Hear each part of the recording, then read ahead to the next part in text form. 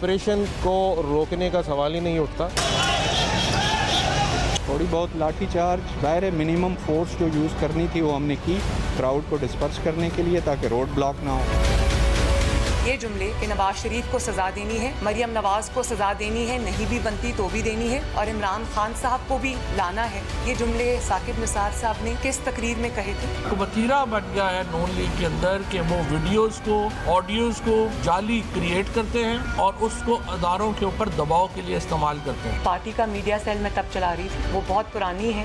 मैं ये नहीं कह रही कि वो जोड़ जोड़ के बनाई हुई है या वो मेरी आवाज़ नहीं, वो मेरी आवाज़ है। मीडिया के इश्तिहारात बंद करके मरियम सफदर जो वजीर आजम हाउस के अंदर उस वक्त बैठ के टैक्स पेयर का पैसा जो एडवर्टीजमेंट के ऊपर खर्च होता है, मीडिया को घुटनों के बल लाने के लिए कंट्रोल कर रही थी। घरेलू सार्फिन के लिए गैस की लोड शेडिंग का सामना है और सनतकार तो सरापा एहतजाज है ही। हमारी जो है ना प्रोडक्शन जो है ना बिल्कुल रुकी हुई है। मजदूर जब हमारे बेकार हो जाएंगे, हम SSGC के बाहर बैठ जाएंगे, जब आप गैस देंगे जब हम चलाएंगे। अफवाहें कुछ ये भी आ रही हैं कि जी ये रुपया जो है ये डीमोनेटाइज हो जाएगा। कुछ ऐसी चीज़ नहीं होने वाली। रुपया दोनों साइड पे मूव करेगा, मतलब एक साइड पे नहीं है कि एक ही साइड पे जा रहा है, ये दूसरी साइड पे भी जाएगा।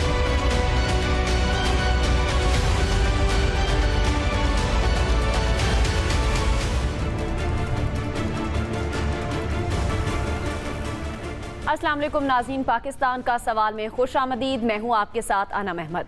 नाज़रीन, मुस्लिम लीग नून की नायब सदर मरियम नवाज ने गुज़श्ता दिनों प्रेस कॉन्फ्रेंस करते हुए इदारों के सरबराहान के खिलाफ सख्त बयानात दिए, जिसने ये सवालात खड़े कर दिए हैं कि क्या मुस्लिम लीग नून एक मरतबा फिर से शदीद मुज़ाहमती बयानियाँ इख्तियार करने जा रही हैं। इसी पर बात करने के लिए हमारे साथ मौजूद हैं तज्जियाकार सईद काजी साहब। अब सईद काजी साहब, मरियम नवाज का एक बार फिर इदारों के खिलाफ सख्त बयान, अब तवील खामोशी के बाद ये बयान सामने आया है, ये बताइएगा कि ये इस तरह का बयानिया क्यों अपनाया जा रहा है? मीनवाइल रिकंसिलिएशन की कोशिश करते हैं, बीच में जो है वो कोई ब्रिज बनाने की कोशिश की जाती है, जो कि मुझे नहीं लगता कि ये ब्रिज बन सकेगा। फिर वो डेस्पिरेशन में चले जाते हैं। जब डेस्पिरेशन में जाते हैं तो फिर वो ब्लैकमेलिंग और धमकियां और कैसेट वीडियोस और ऑडियोज की बात होती है। तो बेसिकली वो उनके मसाइल हैं, एक तो केसेस के मसाइल हैं, दूसरे बड़े मियाँ साहब चाहते हैं कि किसी तरीके से पॉलिटिक्स में मरियम साहिबा का रास्ता खुल सके। चुनाचे वो दोनों तरीके इस्तेमाल कर रहे हैं और तादमे तहरीर और तादमे गुफ्तगू दोनों में से कोई भी कामयाब होते नजर नहीं आते मुझे। तो यानी मियाँ साहब की हद तक और मरियम साहिबा जिस हद तक चली गई हैं, मेरे ख्याल में उनके रिकॉन्सिलिएशन विद द एस्टेब्लिशमेंट अब मुमकिन नहीं है। बहरहाल वो अपनी एफर्ट कर रहे हैं और उनकी कोशिश है, उनकी उम्मीदें भी होंगी। ये है उनकी, it is part of their strategy के जिसे कैरेट एंड स्टिक कहते हैं कि भाई आप डरा सकते हैं तो डरा लें। जिस तरह मियाँ साहब का बयान आ गया था, एक अगर आपने देखा हो, उसकी वीडियो पड़ी है सोशल मीडिया पे, कि मज़ामत से काम होगा तो मज़ामत से करेंगे, मफामत से होगा तो मफामत से करेंगे। फिलहाल दोनों तरीके से आप जिस तरह कह रहे हैं कि ये पार्ट ऑफ स्ट्रेटेजी है, तो क्या ये जो सख्त बयानियां है, नून लीग इस बयानिया को ऑन करेगी? जो सेकंड टियर ऑफ लीडरशिप है, उन्होंने तो बड़ा वाज़ेह तौर पर अपनी मेन लीडरशिप को कह दिया है कि मुस्लिम लीग नून एक मज़ाहमत की पार्टी नहीं है। देखें, कुछ पार्टियां तारीख के अमल में बनती हैं, कुछ पार्टियां इंटेलिजेंस एजेंसीज के दफ्तरों में बनती हैं। वो मज़ाहमत की पार्टियां कभी नहीं बन सकती, क्योंकि मज़ाहमत की पार्टियां जो है, पीपल्स पार्टी मज़ाहमत की पार्टी थी, क्योंकि वो 1968-69 की तहरीक के दौरान बनी थी। हरचंद जुल्फकार अली भुट्टो अयूब खान के साथ भी थे और एस्टेब्लिशमेंट के साथ भी थे, मगर वो एक मुख्तलिफ भुट्टो थे जो 68-69 की मूवमेंट के बाद जब यहाँ लाहौर में डॉक्टर मुबशर हसन के घर मंशूर लिखा गया, तो वो पार्टी एस्टेब्लिशमेंट की आज वो पार्टी को ऑप्ट हो चुकी है। वो पार्टी मर गई है जो वो पार्टी 68-69 की थी, पीपल्स पार्टी। मगर इसका जो जन्म हुआ था वो तारीख के अमल में हुआ था कि एस्टेब्लिशमेंट ने घड़ के नहीं बनाया था, जिस तरह मुस्लिम लीग नून बनी थी या MQM बनी थी। तो इस तरह की पार्टियां मज़ाहमत की पार्टियां नहीं होती, और ये होती हैं इलेक्टेबल्स की पार्टियां हैं। और इलेक्टेबल्स जो होते हैं, उसे थाना कचहरी पटवारी DC इसके बगैर वो नहीं चल सकते, उनके धंधे जो होते हैं। तो इसलिए मेरा ख्याल ये है कि ये मज़ाहमत वगैरह नहीं चलेगी। मियाँ साहब जोर लगा रहे हैं, लगाते रहे, मगर नीचे के टीयर जो हैं उन्होंने बड़ा वाशगाफ अंदाज में मैसेज ऊपर अपनी लीडरशिप को दिया है कि जी हमारा ये सिलसिला चल नहीं सकता, हम इस तरह से इलेक्शन ना लड़ सकते हैं ना जीत सकते हैं। तो ये मेरी खबर भी है, और भी लोगों ने ये बात की है, भट्टी साहब ने भी ये खबर दी है और लोगों ने भी दी है। तो मेरे ख्याल में जो ये ऊपर ऊपर की लड़ाई है, एक फैमिली की लड़ाई कह लें विद द एस्टेब्लिशमेंट। पार्टी जो बची खुची है जो है, न जाने वो किस समत में चली जाए। तो भारत ये तो क्या सईद काजी साहब इस बयानिए को हीट ऑफ द मूवमेंट कहा जा सकता है, या फिर मरियम नवाज अगले इंतखाबात तक इस बयानिए को लेकर चलेंगी? देखिए, वो चाह रही हैं कि किसी तरीके से अदालतों से उन्हें कोई रिलीफ मिल जाए, जिस तरह माजी में उन्हें बेपनाह रिलीफ मिला। इनका हुदैबिया का केस जो है वो टेक्निकल बुनियादों पे उसके फैसले हुए, हालांकि वो एक ही केस काफी था इनको यानी सियासत से दूर करने के लिए, और बल्कि सजाएं और जेलें हो जाती। लेकिन अब कोई वो टेक्निकल इंसाफ कोशिश बड़ी कर रहे हैं। राना शमीम साहब का जिस तरह बयान एल्फी आया, अब उसके बाद चीफ जस्टिस साहब की कैसेट से तारीखें नहीं बनती। मौजूद तुंग ने ऑडियोज और वीडियोज चला के इनकलाब नहीं किए थे। तो ये एक बचगाना सा खेल है, सियासत गिरी हुई है, नजरियात है नहीं, जातियात है, मालियात का खेल है, काले धन का खेल है, ये चल रहा है और इसे हम देख रहे हैं। ये एक तमाशा, एक थिएटर ऑफ द एब्सर्ड है, इसमें से निकलना कुछ भी नहीं है। क्योंकि दूसरी तरफ एक और बड़ी खौफनाक बात है, और वो एक इंतहाई गहरा इकोनॉमिक इंतशार इस दुनिया पर, और सिर्फ पाकिस्तान में नहीं है, तुर्की में आप देखें क्या हो रहा है। लीरा 15% गिर गया है, और आज उनके एक वजीर ने अपने लोगों को क्या मशवरा दे रहा है कि जनाब आप अगर 2 किलो आटा खाते थे तो 1 किलो खाएं।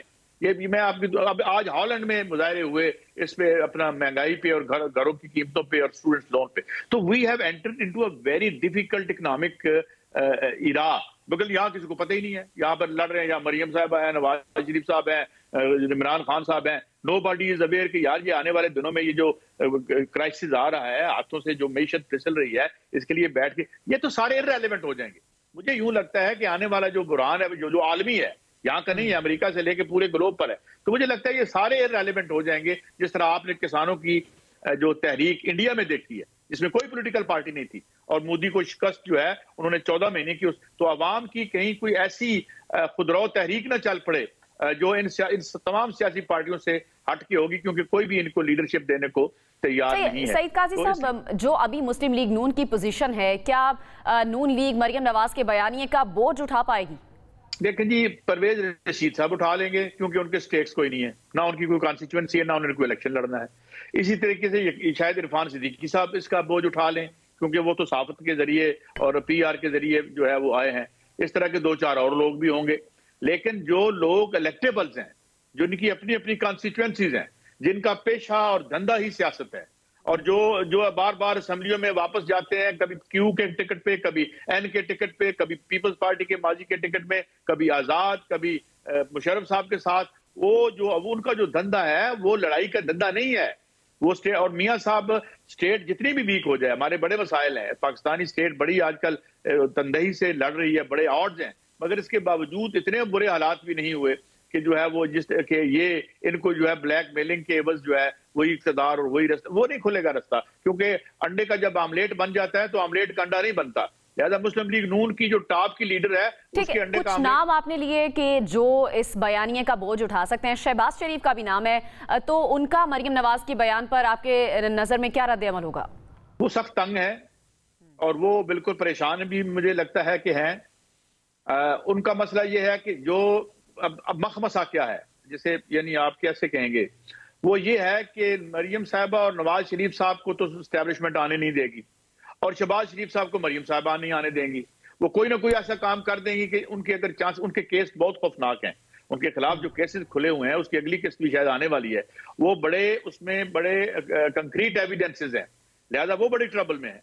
वो एक तरफ से केसेस की रिलीफ चाहते हैं, दूसरी तरफ चाहते हैं कि किसी तरीके से मुस्लिम लीग नून के भी जो अंदर के लोग हैं वो कहते हैं यार मियां साहब को आगे करें, ये एस्टेब्लिशमेंट के साथ साथ जरा नीवे नीवे होकर चलते रहते हैं। तो उनके लिए मुश्किल ये है कि मरियम उनको कभी आगे नहीं आने देंगी, और मरियम ने जितनी आगे चली गई हैं, इनको लाने का तो अब मेरा ख्याल है सवाल ही पैदा नहीं होता किसी को, और ना ही इनकी कोई सोशल बेस है। अगर सोशल बेस होती, मिसाल के तौर पर 5, 10 लाख 50 लाख बंदा इकट्ठा कर लें, तो फिर तो इन्हें कोई भी नहीं रोक सकता था।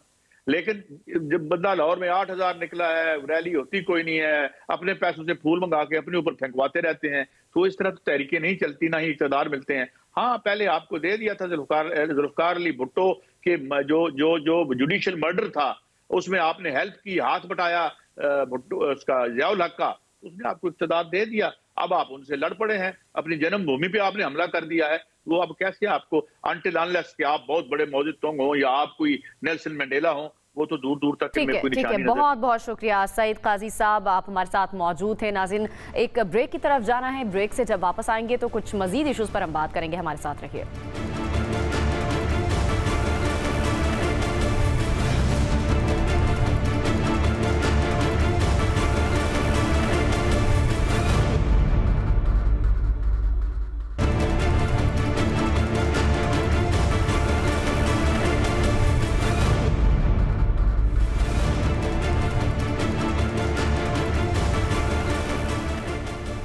वेलकम बैक नाज़रीन। नस्ला टावर को गिराने के हवाले से सुप्रीम कोर्ट का तहरीरी हुक्मनामा जारी। सुप्रीम कोर्ट का नस्ला टावर गिराने के लिए 400 मजदूर लगाने का हुक्म जारी। हुक्मनामे में कहा गया है कि कमिश्नर कराची नस्ला टावर गिराने की कार्रवाई 1 हफ्ते में मुकम्मल करें। इमारत गिराने के अमल को महफूज बनाया जाए, जबकि दूसरी जानिब इंतजामिया का नस्ला टावर गिराने के लिए ऑपरेशन के चौथे रोज ग्राउंड फ्लोर की दुकानें और पार्किंग फ्लोर की दीवारें गिरा दी गई हैं। सुप्रीम कोर्ट के फैसले पर चेयरमैन आबाद मोहसिन शेखानी ने कहा है कि कराची मुल्क को 62% आमदनी देने वाला वाहिद शहर है। इसके बावजूद शहर के साथ जो हो रहा है वो सबके सामने है। नाज़रीन, हुकूमती इदारों ने इन इमारतों के लिए NOC दिए, एक ऑर्डर पर इमारत तोड़ दी जाती है, उनकी जानिब से ऐसा भी कहा गया। इसी पर बात करने के लिए हमारे साथ मौजूद हैं साबिक चेयरमैन आबाद आरिफ यूसुफ साहब। आरिफ यूसुफ साहब, नस्ला टावर को अदालती फैसले पर गिराया जा रहा है, अगर आप लोगों के कुछ तहफ़्फ़ुज़ात थे तो आपने अदालत में अपना मौक़िफ़ क्यों नहीं पेश किया? बहुत शुक्रिया। देखिए, हमने तो अदालत में जो है वो जो बिल्डर हैं उन्होंने जो है वो तकरीबन 2 लॉयर्स किए थे और हम उनके साथ खड़े थे, लेकिन इस वक्त देखिए हम जो 2 दिन से जंग लड़ रहे हैं, कल आपको पता है कि कल हमारे साथ जो है वो कुछ हम एक पुरअमन जो है वो एहतजाज कर रहे थे, उसमें हमारे ऊपर जो है पुलिस ने शेलिंग की, हमारे ऊपर डंडे बरसाए। आज हमने एक प्रेस कॉन्फ्रेंस की। हम अब सिर्फ कराची के अंदर जो अप्रूवल का प्रोसेस है या एक जमीन, 4 केसेस सुप्रीम कोर्ट ने टेकअप किए हैं कराची के, 2 केसेस में फैसला आ चुका है, 2 केसेस अंडर प्रोसेस है। हम जो है अब इस वक्त ये जंग लड़ रहे हैं कि जो केसेस चारों हैं उसमें जमीन का इशू जो है उसको बुनियाद बना के जो है वो फैसले आए हैं, 2 के और 2 के फैसले अभी आने हैं। हमारा बुनियादी सवाल ये है कि हम बिल्डर्स डेवलपर्स कराची के खास तौर पे किस इदारे के पास जाएं कि वो हमारी जमीन को इंडोर्स करे कि जी ये जमीन ठीक है। इसमें से जो 2 केसेस के फैसले आए ये 8-8 साल पुराने और 6-6 साल पुराने केसेस हैं। 5 साल तक जो है वो इसको 5 साल तक ये बनती रही बिल्डिंग, 3 साल जो है लोग रहते रहे, उसके बाद जो है वो उसके बावजूद उस बिल्डिंग का जो है फैसला अगेंस्ट आया। तो हमारा बुनियादी सवाल ये है कि जब उसके ऑनर जो है वो लेसर जो है वो डीसी है, जब डीसी लेसर है तो डीसी ने कैसे फॉरवर्ड किया SBCA को और मास्टर प्लान को कि जी ये जमीन ठीक है आप इस पे प्रोजेक्ट कर लें। तो ये तो हम इसकी अब जंग लड़ रहे हैं। अब हम नस्ला टावर की सिर्फ जंग नहीं लड़ रहे हैं, हम पूरे कराची की जंग लड़ रहे हैं कि पूरे कराची में कल आज कोई भी एक आप है या कोई भी है हमारे पास। अच्छा, आप साबिक चेयरमैन रहे हैं आबाद के, ये बताइएगा जब क्या तरीकाकार अपनाया जाता है आबाद, किसी भी बिल्डिंग की जब तामीर होती है तो क्या तरीकाकार अपनाता है? देखिए, उसकी सबसे बुनियादी तरीका ये है कि मैंने एक जमीन जो है वो मार्केट से किसी थर्ड पार्टी से मैंने परचेज की और फिर मैं DC ऑफिस जाता हूं। जब वो रेवेन्यू लैंड होती है तो DC ऑफिस जाके मैं एक रिक्वेस्ट करता हूं कि मुझे इस जमीन का जो है वो ऑनरशिप और इसका स्टेटस मुझे बताया जाए। वो फिर बता देंगे जी इसका ऑनर जो है वो XYZ है और इसका स्टेटस ये कि आप इस पे कमर्शियल बना सकते हैं, इस पे रेजिडेंशियल बना सकते हैं और इसके ऊपर जो है वो आप इंडस्ट्री लगा सकते हैं। ये मैं तीनों स्टेटस आपको बता दूं। उसके बाद जो है वो ट्रांसफर होती है मेरे नाम पे, एक NOC DC इशू करता है, उसके बाद वो प्रोसेस शुरू होता है और मैं एक नक्शा उसमें उनको देता हूँ, लेआउट प्लान कि जी मैं इस पे ये बनाना चाह रहा हूँ। वो मास्टर प्लान को फॉरवर्ड करते हैं, मैं शॉर्ट में आपको बता रहा हूँ, वो मास्टर प्लान KDA को फॉरवर्ड करते हैं। मास्टर प्लान फिर एक लेटर लिखता है DC साहब को कि जी ये जो आपने नक्शा फॉरवर्ड किया है इसका जो है वो टाइटल जो ये लैंड ओनर है ये ठीक है, यही जमीन के मालिक हैं और जो आपने फॉरवर्ड किया है यही जमीन जो है इस पे कमर्शियल हम प्रोजेक्ट की अप्रूवल दे सकते हैं। वो फिर ओके करते हैं, फिर वो SBCA में जाता है, सिंध बिल्डिंग कंट्रोल अथॉरिटी में। वो फिर दोबारा मास्टर प्लान को DC को दोनों को लेटर लिखते हैं कि जी ये आपने अप्रूवल दिए हैं, ये आपने लैंड का स्टेटस बताया ठीक है, इस जमीन का साइज जो है 3000 गज है या 6000 गज है। उसके बाद SBCA अप्रूवल देती है और उसके बाद भी अगर ये इश्यूज आए तो हमारा सवाल सिर्फ इतना है कि जब 17 एजेंसियों की, के इलेक्ट्रिक की, स्वी गैस की, सबकी एनओसी लेके हम जब जाते हैं अप्रूवल में और उसको सेल करते हैं 3 महीने तक, आपको पता है कि मीडिया पे, आपके प्रिंट मीडिया, इलेक्ट्रॉनिक मीडिया पे इश्तिहार चलते हैं, उसके बाद अगर कोर्ट आके फैसला देते तो हम ये चाहते हैं कि हमें कोई ऐसा इदारा दे तो हमें बताए कि हमारी लैंड का टाइटल जो है वो ठीक है या गलत है। वो कोई आरिफ साहब, आबाद और दूसरी इंसानी हमदर्दी की जो तंजीमें हैं आज तो मुतासरीन के साथ खड़ी हो जाएंगी, लेकिन इन मुतासरीन को मुआवजे के लिए कोई क्यों आवाज नहीं उठा रहा? सब उठा रहे हैं। देखिए, आज हमने एक प्रेस कॉन्फ्रेंस की, वहाँ पे MQM के तमाम लोग आए, लीडरशिप आई पूरी, वहाँ पे PTI की लीडरशिप आई, वहाँ पर हमारे पास जो है वो बशीर फारूकी साहब आए, NGOs आई, फेडरेशन के प्रेसिडेंट आए, कराची चैम्बर के प्रेसिडेंट आए, काटी के प्रेसिडेंट आए, इवन कराची शहर में जितनी एसोसिएशन और चैम्बर्स हैं, जितनी बिजनेस कम्युनिटी, टोटल वहाँ पे मौजूद। सबका एक ही सवाल था कि जब ये सब गवर्नमेंट की जिम्मेदारी है इस चीज को इंडोर्स करना कि ये जो हम सेल कर रहे हैं और आप कोई बाय कर रहा है, एक क्लाइंट खरीद रहा है उसको, तो वो जब ठीक होने की स्टैंप लगाती है, तो आज जब ये बिल्डिंगें टूट रही हैं तो इसमें जो मुतासरीन है उनको कौन कंपलसेट करेगा? उस बिल्डर को कौन कंपलसेट करेगा जिसके आपने 8 साल के बाद आज जो है वो कॉस्ट एक अपार्टमेंट की, आपको पता है हम तो अभी इन्फ्लेशन की बात ही नहीं कर रहे, हम तो मुतालबा नहीं कर रहे कि हमारे टैक्स कम किए जाए, महंगाई कम की जाए, हम तो बात कर रहे हैं सिंपल कि हमें अप्रूवल ऐसी जगह से दी जाए कि कल जो है वो सुप्रीम कोर्ट या कोई हाई कोर्ट आके हमें ये ना कहे कि ये जी आपने गलत बिल्डिंग बना दी या गलत जमीन पे बिल्डिंग बना दी। हमारा सिंपल सवाल ये, मुतासरीन भी तो हम भी उसमें मुतासरीन में शामिल हैं कि हमारे साथ भी ये सुलूक हो रहा है। तो आरिफ साहब मुस्तकबिल में ऐसे वाकयात सामने ना है, इस हवाले से आप लोगों की हिकमत अमली क्या है? और जिस जगह की NOC ना हो वहां पर आप लोग तामीर ही ना करें और ना आपको किसी परेशानी का सामना करना पड़े, ना रिहायशियों को, क्या कहेंगे इस हवाले से? मैंने आपको पहले भी अर्ज किया कि ये चारों प्रोजेक्ट जो टेकअप हुए हैं कोर्ट के अंदर, चारों की NOCयां 17 डिपार्टमेंट से NOCयां ली गई हैं। हम यही तो कह रहे हैं कि एक 18वां एक और दे दें हमें विंडो, जिसमें हम जाके अप्रूवल कराएं और कोई उसको चैलेंज नहीं कर सके। हम तो 17 NOCs के साथ ये चारों बिल्डिंग्स की अगर आप चाहेंगे तो हम आपको पूरी डिटेल भेज देंगे। 17 डिपार्टमेंट से हमने NOCs ली हैं और 18वीं हम फिर कह रहे हैं कि वो 18वीं NOC हमें दे दें कि जिसको चैलेंज नहीं किया जा सके। आज DHA है, आज बहरिया है, आज आप देखें ना वहां पे भी तो प्रोजेक्ट बन रहे हैं ना, उधर तो DC नहीं है, उधर तो कोई कमिश्नर नहीं है, वो तो खुद लैंड को ऑन करते हैं, फिर उसके बाद खुद ही वो जो है प्रोजेक्ट की अप्रूवल देते हैं, वहां पे तो इशू नहीं आते। ये क्यों SBCA या मास्टर प्लान से जो अप्रूवल्स होती है उसी में ये इश्यूज आ रहे हैं? क्यों आ रहे हैं? हमारा तो सवाल यही है ना, हम तो मार्केट प्राइस से लैंड परचेज करके जो है प्रोजेक्ट करते हैं, हम कोई अलॉटमेंट नहीं ले रहे किसी से। हम ठीक है, आपका पॉइंट आ गया आरिफ यूसुफ साहब, बहुत शुक्रिया हमें वक्त देने के लिए। नाज़रीन, एक ब्रेक का वक्त हुआ, ब्रेक के बाद वापस आएंगे, कुछ मजीद मामलात पर बात करेंगे।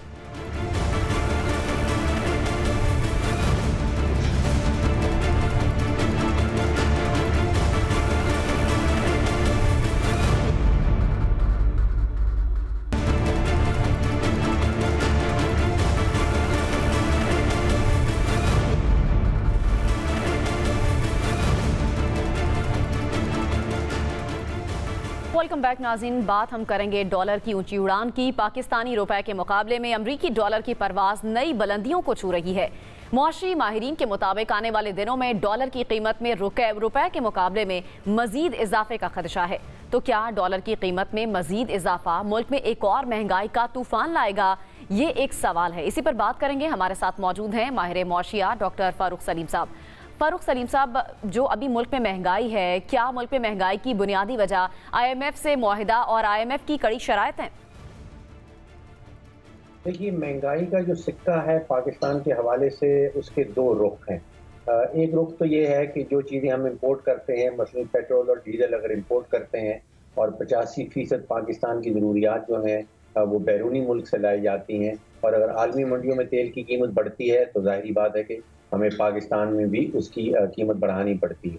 उसी सिक्के का दूसरा रुख जो है वो आप गंदम है, चीनी है, जिसका मैं समझता हूँ कतन कोई ताल्लुक नहीं है आलमी मंडियों के साथ, और उसकी वजह यह है कि यहाँ पे पाकिस्तान के अंदर गन्ने की कीमत हुकूमत खुद से रुपयों के अंदर फिक्स करती है।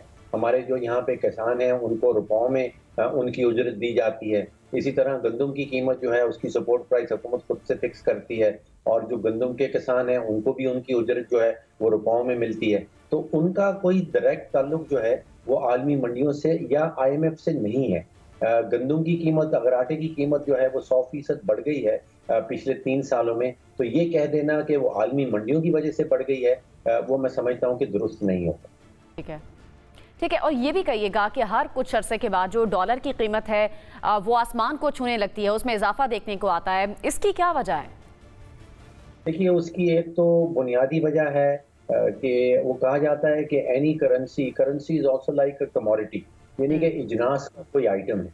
अगर आपके शहर में चीनी की सप्लाई जो है वो कम है, डिमांड ज़्यादा है, तो उसके नतीजे में चीनी की कीमत जो है वो बढ़ जाएगी। तो हमारे यहाँ जो डॉलर की डिमांड है वो पाकिस्तान की इंपोर्ट्स हैं, और जो डॉलर की सप्लाई है वो हमारी एक्सपोर्ट्स हैं। अब आपने देखा कि पिछले कई महीनों से हमारी इंपोर्ट जो हैं वो माहाना की बुनियाद पे 6-6.5 अरब डॉलर बन जाती हैं, और एक्सपोर्ट जो हैं वो 2-2.25 अरब से ऊपर नहीं जा रहे। तो 4 अरब डॉलर का माहाना जो खसारा है वो एक्स्ट्रा डिमांड है, वो एक्स्ट्रा प्रेशर है रुपए के ऊपर, जो रुपए को गिराती चली जाती है। तो बुनियादी इशू तो एक्सपोर्ट और इंपोर्ट का फर्क है। फिर सेंटिमेंट्स को इसमें आप जमा कर लें, गैर यकीनी की फजा है, हमें पता नहीं कि हम IMF का हिस्सा, पैकेज का हिस्सा बन जाएंगे, अगर बनेंगे तो उसकी क्या कीमत चुकानी पड़ेगी। फिर सियासी गैर यकीनियाँ हैं कि अपोजिशन और हुकूमत के दरमियान क्या जंग चल रही है, फिर सिविल मिलिट्री ताल्लुकात किस किस्म के चल रहे हैं, फिर PTI के अंदर क्या हो रहा है। तो बहुत सारी माशी और सियासी गैर यकीनियाँ हैं, लेकिन बुनियादी नुक्ता जो है वो एक्सपोर्ट और इंपोर्ट के दरमियान में जो फसारा है वो प्रेशर करता है रुपए को। ठीक है, अब ये भी कहिएगा फारूक साहब, आने वाले दिनों में क्या डॉलर मजीद ऊपर जा सकता है या 180 से ऊपर भी जा सकता है डॉलर का रेट? देखिए, वजीर खजाना या मुशीर खजाना है इस वक्त वो हमारे, उन्होंने कहा है कि रुपया जो है वो शायद 8-10 रुपए तक उन्होंने जिक्र किया है कि स्ट्रेंथन हो जाएगा, यानी कि डॉलर गिरेगा और रुपया चढ़ेगा।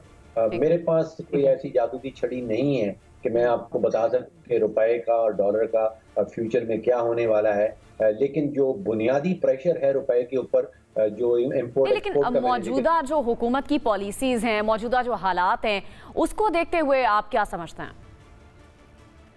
जैसे मैं कह रहा हूं कि जो बुनियादी प्रेशर है रुपए के ऊपर, वो मैं समझता हूं फ्यूचर में भी जारी रहेगा। जब तक हम एक्सपोर्ट और इंपोर्ट का जो खसारा है उसको पुर नहीं कर पाएंगे या कम नहीं कर पाएंगे, रुपया जो है वो मुसलसल गिरता हुआ ही नजर आएगा। सही है, ये भी कहिएगा, वफाकी काबीना ने सऊदी अरब से उधार पर तेल खरीदारी का मुआहदा करने की मंजूरी दी है।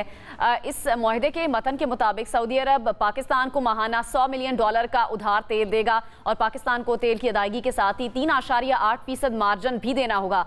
तो आपको क्या लगता है, इससे पाकिस्तानी मईशत पर मुस्बत असरात मुरतब होंगे? देखिए, हम रोजाना का कोई 5-5.5 लाख बैरल रोजाना की बुनियाद पे इस्तेमाल कर रहे हैं।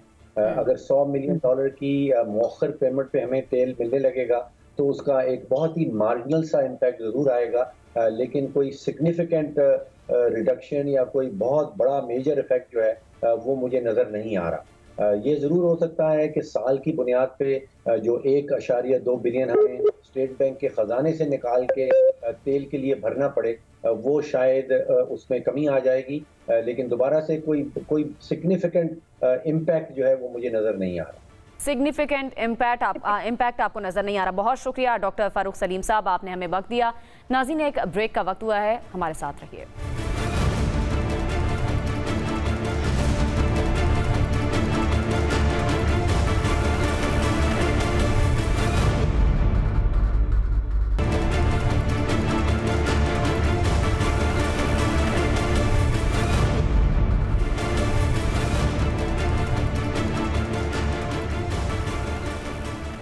वेलकम बैक नाज़रीन। सिंध में गैस बहरान संगीन हो गया है। सुई सदरन गैस ने जनरल इंडस्ट्रीज के तमाम निजी बिजली घरों को गैस सप्लाई बंद कर दी है।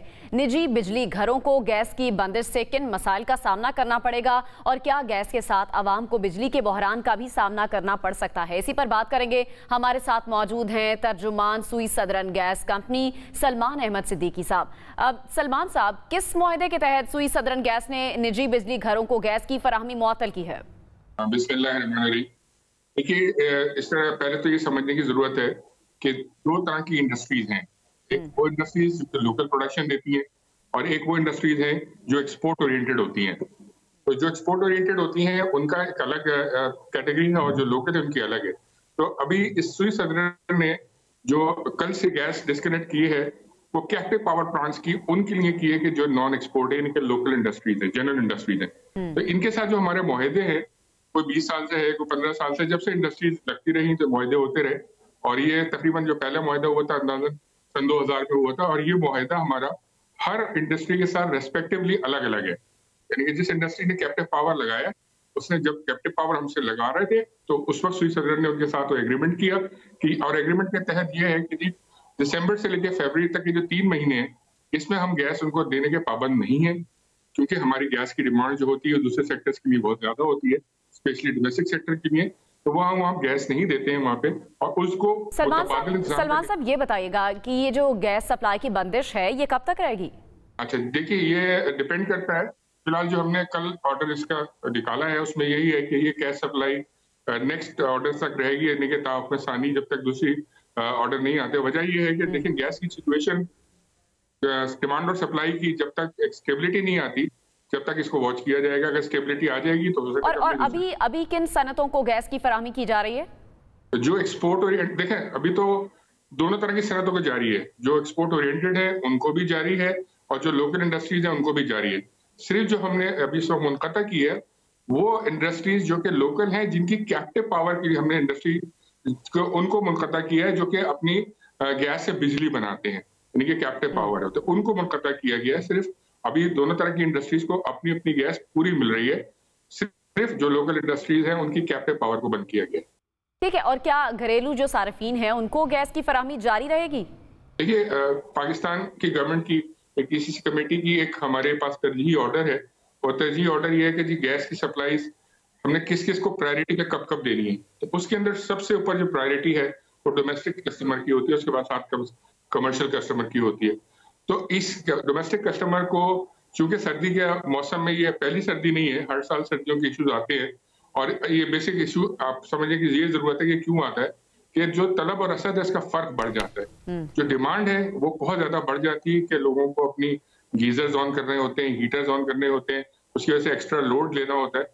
पर जो हमारी सप्लाईज होती हैं वो over the period of time decrease हो रही होती है, कि जो कुओं से गैस आती है वो एक कुदरती अमल है कि वो डिप्लीट होती है हर साल। और जैसे सुई सदन का सिस्टम है, इसमें पिछले 3 सालों में तकरीबन 250 से 300 MMCFD गैस की कमी हुई है, क्योंकि हमें कुओं से जो गैस मिलती है उसके अंदर बतदरीज कमी आना शुरू हुई है। अब ये जो गैप बढ़ रहा है तो हमें इसको पूरा करने के लिए ये इंतजाम करना पड़ा कि हमने कैप्टिव पावर को कल से बंद किया।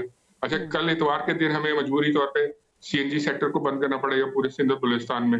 उसके बाद हम कल के दिन इतवार के हम नागा देंगे गैस का, जो इंडस्ट्रीज उनको भी, ताकि ये जो गैस हम सेव करेंगे हमारी डोमेस्टिक कस्टमर को डाइवर्ट की जाए, क्योंकि उसको इससे थोड़ा प्रेशर्स के इश्यूज हैं, परेशानी के सामने, स्पेशली जो बलूचिस्तान में हमारा कस्टमर है, वहाँ सर्दियाँ चूंकि आ चुकी हैं, उनको अपनी स्पेस हीटिंग कैपेसिटी के लिए, पानी गर्म करने के लिए उनको जरूरत है कि वो गैस के अप्लायंसेस को ऑन करें। तो डेफिनेटली फिर उनको लोड पूरा करने के लिए जो हमने अरेंजमेंट किया है कैप्टिव पावर को नॉन एक्सपोर्ट इंडस्ट्री के बंद करने का, कल CNG को बंद करेंगे और इंडस्ट्रीज को कल के दिन के लिए एक नागा देंगे। तो ये सारा कुछ हमने बेसिकली अपने डोमेस्टिक कस्टमर को मजीद अच्छा सर्व करने के लिए, तो उसका प्रेशर बेहतरीन रहे, मेंटेन रहे। सलमान साहब, लोग मुश्किलात का शिकार हैं, ये बता दीजिए ये जो गैस का बहरान है ये कब तक रहेगा? देखिए ये बहरान तो नहीं कहना चाहिए इसको, एक मसला जरूर है, क्योंकि जाहिर बात है कि मैंने आपको पूरा बताया इसका बैकग्राउंड कि ये रसद और तलब का जो फर्क है, ये जब तक पूरा नहीं होता, पूरा करने के लिए हुकूमत भी बहुत कोशिश करती है कि वो लाइसेंस भी इशू करती है। जो कंपनियां ऑलरेडी एक्सप्लोरेशन में हैं उनको भी मोटिवेट किया जाता है, कंपनी गवर्नमेंट भी इन्वेस्टमेंट करती है, और ये मुआहदे भी हो रहे हैं डिफरेंट जगहों के साथ कि इस तरह से गैस आए, LNG लाई जाती है। पर लेकिन चूंकि LNG का बड़ा रास्त ताल्लुक डोमेस्टिक सेक्टर के साथ नहीं होता, वो इंडस्ट्रीज को सर्व की जाती है। लेकिन ये बहरान जैसा आप कह रहे हैं, मैं एक मसला कह रहा हूँ, ये जब तक रहेगा जब तक ये सर्दियों का प्रेशर, इजाफी लोड हमारे साथ, हमारे कस्टमर को जरूरत होगी, दरकार रहेगा, तो जाहिर बात है कहीं ना कहीं हमें ये अरेंजमेंट करना पड़ेगा गैस कर्टेलमेंट सेक्टर्स की करके तो अपने डोमेस्टिक कस्टमर को हम बेहतर सर्व कर सकें। यानी आप ये कह रहे हैं कि जब तक सर्दियों का इजाफी लोड रहेगा, गैस का बहरान रहेगा। बहुत बहुत शुक्रिया सलमान अहमद सिद्दीकी साहब, आपने हमें ज्वाइन किया, आपने हमें वक्त दिया। नाज़रीन, इस प्रोग्राम से आज तक के लिए इतना ही। मुझे इजाज़त दीजिए, अल्लाह ने के बाद।